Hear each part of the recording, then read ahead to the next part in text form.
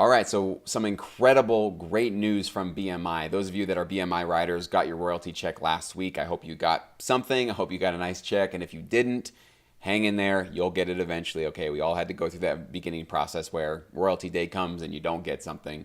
I've been there. All producers that are in this business have to go through that. Just keep at it. Just keep working. You will eventually start to see those checks roll in as long as you're making great licensable music and you're partnering with really good libraries. But there is an incredible report here from BMI, and I'll link the article below. You can check it out for yourself. I know that some people get a little down about the future of the licensing business, and they think that streaming is going to kill the entire industry, and there's no future for any of us. I understand some of the smaller royalties that you get from streaming services right now are discouraging, but there's also green shoots of future growth right in front of you. And here is your proof right here. So BMI sets revenue records with $1.199 billion, okay? So more money is being generated from licensing. Yes, there's also radio. There's also all these other, there's live performances, restaurants, that kind of thing. There's a lot of different sources for their revenue. But as I'll show you here, just a couple of little excerpts. This is also coming from licensing, okay? So I'm going to show you this paragraph right here in particular. The company's revenue growth was driven by strong gains in the digital sector as well as increases in general licensing and international revenues. BMI's digital revenue grew an impressive 32% to 215 million, thanks in part to new deals with Amazon, Apple Music, Hulu, Netflix, YouTube, SoundCloud, and Spotify. So that is the streaming revolution sort of starting to pick up the steam and starting to deliver some revenue for them. More revenue than they've ever seen before, obviously. As well as expansion into new digital markets, including social media with Facebook and the fitness app Peloton. I don't know how to pronounce that. I never used that one. Digital now represents 24% of the company's total domestic revenue. Okay, so obviously you're seeing now the growth of online and digital streaming services with the licensing revenue that's being generated from them.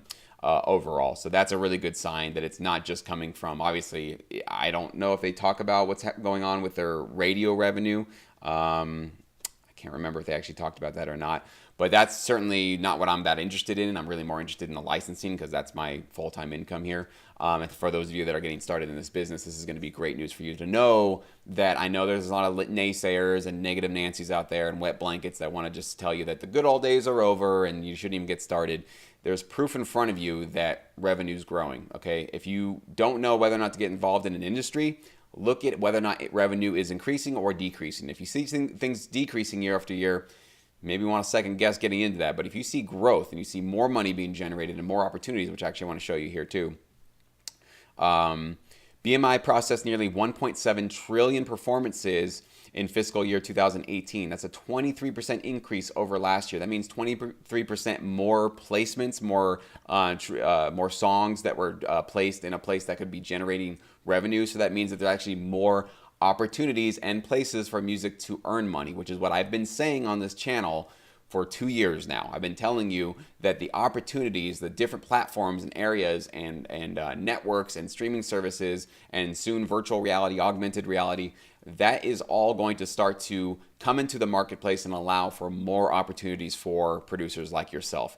You don't have to be a Hans Zimmer or a Danny Elfman to be a player in this kind of a business. This kind of an industry is sort of democratizing the entire industry. And we're really, in this business, we're not even really necessarily in the music industry, even though we are creating music. We're really in the TV and film and now streaming virtual reality industry because we're actually serving that industry pretty much exclusively. So it's kind of a sort of interesting thing that I do have a music channel here, but really, we are not really in the music business in that sense. We're really in the entertainment business generally. It's bigger than the music business, right? So whatever entertains people will need music to be placed around it, in front of it, to package it, to brand it, to move the emotions along. So you're just seeing right in front of you more opportunities, more placements potential for you in your future moving forward. So when I see articles and reports like this, I get excited, almost as excited as I get about getting my actual royalty check, because this gives me confirmation that there's still a bright future ahead of us and there's some incredible things to look forward to in the music licensing business. So check out that article below if you want to look at this for yourself.